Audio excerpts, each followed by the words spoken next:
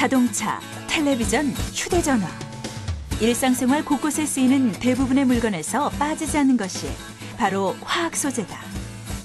또한 반도체, 디스플레이, 배터리 등 우리나라의 주력 산업에도 화학 소재는 꼭 필요한 중요한 물질이다. 때문에 화학 소재의 중요성은 물론 화학 소재에 대한 연구 활동도 중요해지고 있다. 바로 이런 일을 도맡아 하고 있는 정부 출연 연구기관이 있다. 우리나라 화학 산업의 경쟁력을 키우는 일에 앞장서고 있는 한국화학연구원.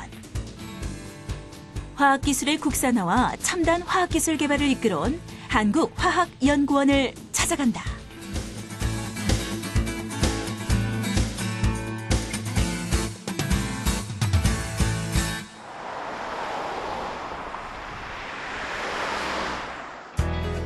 산업 경쟁력의 패러다임이 소재 중심으로 전환하면서 소재 원천 기술 또한 국가 경쟁력의 핵심 요소로 부상하고 있다. 특히 화학 소재는 우리나라가 글로벌 경쟁력을 갖추고 있는 산업 분야에서도 중요한 위치를 차지하고 있는데 바로 그 중심에 한국화학연구원이 있다. 우리나라 화학산업 발전 그리고 국가 신산업 창출이 근본적인 그 설립 목적이 되겠습니다만은 하는 일들은 화학 관련한 그 각종 연구, 그러니까 화학 공정 또 화학 소재라든지 신약 개발 등등 이런 일들을 연구를 하고 더불어서 이제 연구를 바탕으로 중소기업 지원도 해야 될 뿐 아니라 화학 관련해서 저희 연구만 있는 게 아니지 않습니까? 대학도 있고 기업도 있는데 국가 출연 연구원이니까 이런 그 화학 관련 산학년에 중심 코디네이터 역할 이런 역할도 해야 되는 곳이 저희 한국화학연구원입니다. 화학 분야 국내 유일의 국책연구원인 한국화학연구원. 현재는 4개의 핵심 연구 분야로 나뉘어 국가 원천 기술을 개발하고 있다. 미래의 에너지 자원을 개발하고 환경 오염 물질을 줄이면서 환경 복원에도 기여하는 화학기술 개발에 주력하고 있는 그린화학공정연구본부. 국내 화학소재 원천 기술을 개발, 화학산업의 경쟁력 향상에 앞장서는 화학소재연구본부.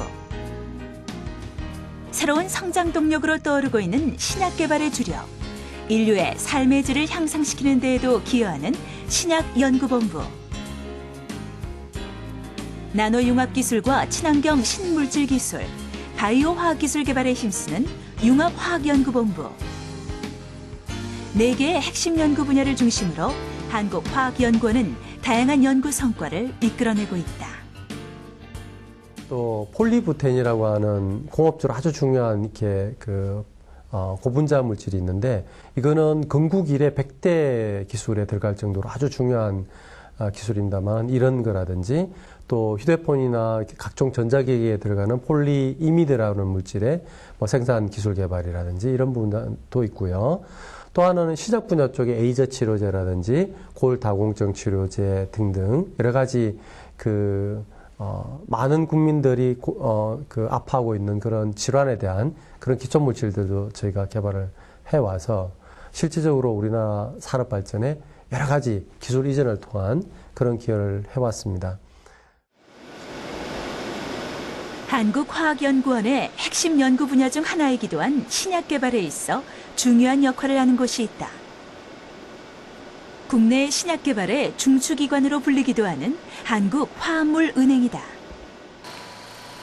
한국화합물은행은 국내에 산재하는 화합물과 그와 관련한 정보를 수집 관리함으로써 이를 공동으로 활용하는 국내에선 유일한 화합물 통합관리 인프라기관으로 지난 2000년 설립된 이후 국내의 산학연에서 합성된 화합물을 모아 체계적으로 관리, 신약개발 기관에 제공하고 있다.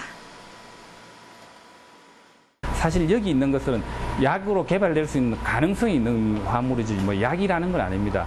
가서 테스트를 해가지고 거기서 약효가 찾아지면 거기서부터 신약 개발을 시작을 할 수 있는 거죠. 사실 한국화합물은행은 역할은 신약 개발이라는 게 한 100 정도 된다 그러면 저희들은 앞에서 한 1에서 5 정도 아주 그냥 초기 단계에서 신약 개발을 할 수 있게 도와주는 곳이죠. 그러니까 신약 개발을 할 수 있는 출발점이 되는 그런 것이라고 생각합니다. 화학적 반응을 통해 결합된 화합물은 다양한 질환을 치료하고 예방할 수 있는 기본 물질로 그 가치는 엄청나다. 때문에 이러한 물질을 체계적으로 관리하는 일은 신약 개발에 있어 꼭 필요하다. 한국화합물은행은 화합물의 구조에 대한 정보 외에도 물성, 독성, 특허 현황 등 화합물과 관련한 모든 정보를 화합물과 함께 원하는 사용자에게 제공함으로써 신약 개발에 응용할 수 있도록 돕는 것이다. 이곳은 수거한 원 화합물을 보관하는 화합물 저장고 영하 5도씨를 유지하고 있다. 이곳에 보관된 화합물은 국내외 180여 개 기관으로부터 수거한 것으로 현재 26만여 종에 이르며 이를 경제적 가치로 환산하면 무려 400억 원에 달한다. 한편 실험용 용액의 경우 영하 20도씨의 저장고에서 보관된다. 이곳 역시 이중전원 시스템과 제습장치, 에어 커튼 등을 설치해 최적의 보관 환경을 유지하고 있다. 신약 개발은 질병의 원인이 되는 표적물에 영향을 주는 화합물을 찾는 것으로부터 시작된다.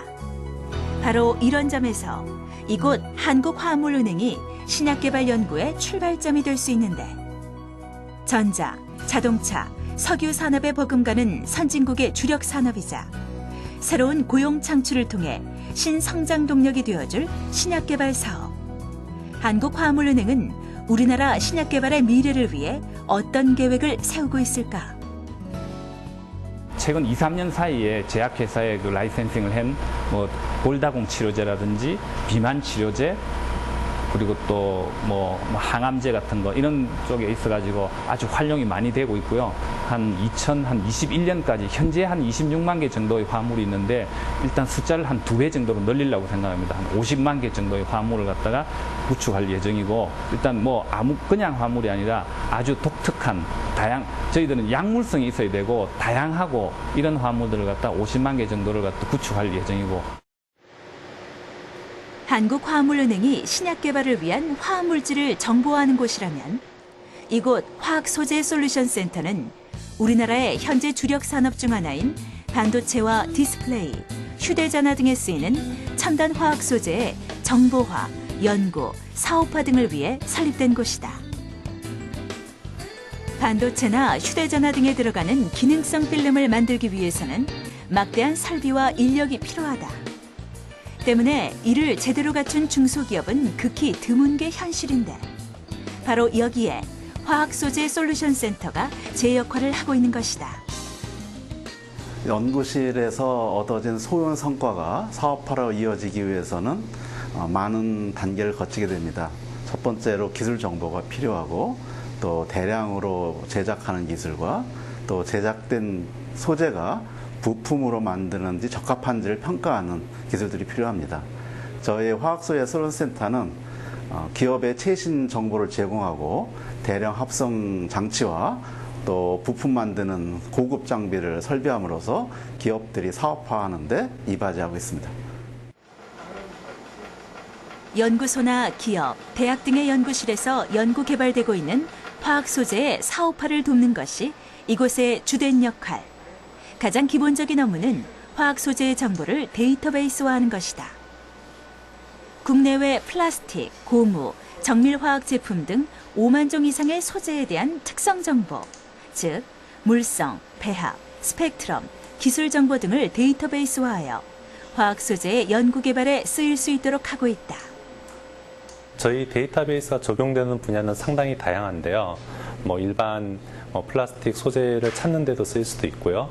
아니면 여러 가지 제품을 개발하는 데 쓸 수도 있고요. 그리고 어떤 소재를 분석하는 데도 쓸 수가 있습니다. 그러한 소재에 대한 정보들은 저희 홈페이지에 오셔가지고 검색을 함으로써 얻어가실 수가 있습니다.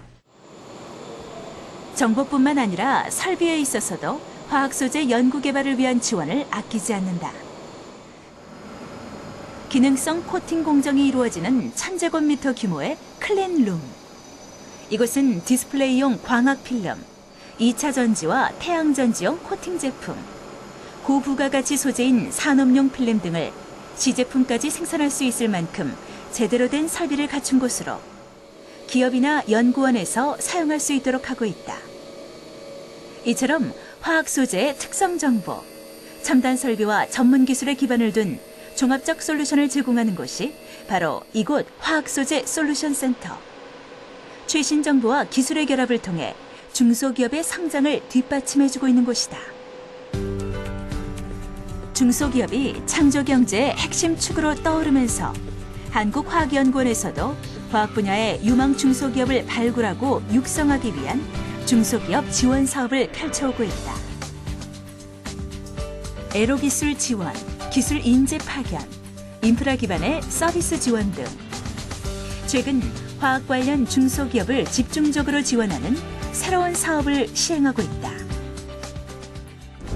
우리나라 중소기업은 대부분이 자체적인 기술 개발 역량을 향상시킬 수 있는 기반이 매우 취약한 상황입니다. 이러한 중소기업의 R&D 연구 역량을 획기적으로 향상시키기 위해서 이번에 저희 화학연구원은 크리프트 디딤돌 사업을 추진하게 되었습니다. 본 사업이 성공적으로 추진이 된다면 우리나라 화학 관련 중소기업이 세계적인 강소기업으로 도약할 수 있는 계기가 될 것으로 생각이 됩니다.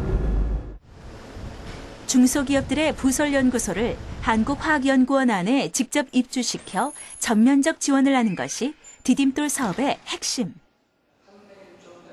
부설연구소 입주 기업 중 한 곳을 찾았다. 경기도 안산에 본사를 둔 온실가스 자원화 전문기업의 부설연구소. 온실가스를 이용한 디메틸 카보네이트 생산 기술의 상용화를 위해 지난해 이곳에 입주하게 됐다. 부설연구소 입주기업의 경우 한국화학연구원의 도움을 얻어 신기술 개발과 기술의 조기 상용화에 있어 집중적인 지원을 받게 되는데 이곳에 입주하면서 얻게 된 가장 큰 이점은 무엇일까? 가장 큰 이점은 바로 옆에서 도움을 받을 수 있다는 거죠. 뭔가 문제가 생겼거나 도움이 필요할 때 본사에서 바로 하면은 시간이 오래 걸릴 것도 여기 와서는 같은 연구소 안에 있기 때문에 바로 물어볼 수 있고 거기에 대해서 이제 개선해서 시간적인 절약이 아주 크고 시설 면에서도 여기는 실험을 위해서 실험을 위한 곳이기 때문에 아무래도 본사보다는 갖춰진 게 많기 때문에 그런 게 아주 좀 이점입니다. 이곳 기업이 상용화를 준비하고 있는 기술은 이산화탄소 전환 촉매 기술로 포집한 이산화탄소를 촉매를 활용해 일산화탄소로 전환한 뒤 자동차와 휴대폰에 주로 사용되는 폴리카보네이트 합성 수지의 원료인 디메틸 카보네이트로 전환해 재사용할 수 있도록 해주는 기술이다. 이 기술은 한국화학연구원의 장태선 박사팀이 개발한 원천 기술로 장태선 박사는 이 기술에 대한 전담 멘토로 도움을 주고 있다. 저희가 연구하는 분야는 이제 온실가스 중에서 이산화탄소를 이용을 해서 석유로부터 오는 그런 화학 제품을 대체할 수 있는, 즉 그러니까 이산화탄소를 원료로 사용을 해서 녹색 제품을 만들 수 있는 그런 기술을 갖고 있습니다. 이런 기술을 부흥산업사에 이전을 해서 부흥산업사가 그 제품 시장에 빠른 시간 내에 들어갈 수 있게끔 저희가 협조를 하고 있습니다. 한국화학연구원의 연구 인력과 첨단 연구 인프라, 전담 멘토의 도움까지 이전 받은 기술의 상용화에 박차를 가하고 있는 이곳. 한국화학연구원 디딤돌 사업에 의미 있는 첫 성과물이 되기를 바란다.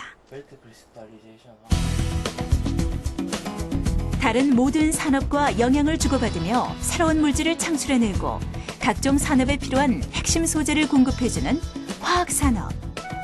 이런 이유로 화학물질에 대한 연구는 물론 그와 관련한 기술 개발의 중요성이 점점 더 커지고 있는 지금 한국화학연구원은 다양한 연구 활동과 기업 지원 사업을 통해 화학 분야의 창조 경제를 이끄는 핵심 축이 되어야 할 것이다.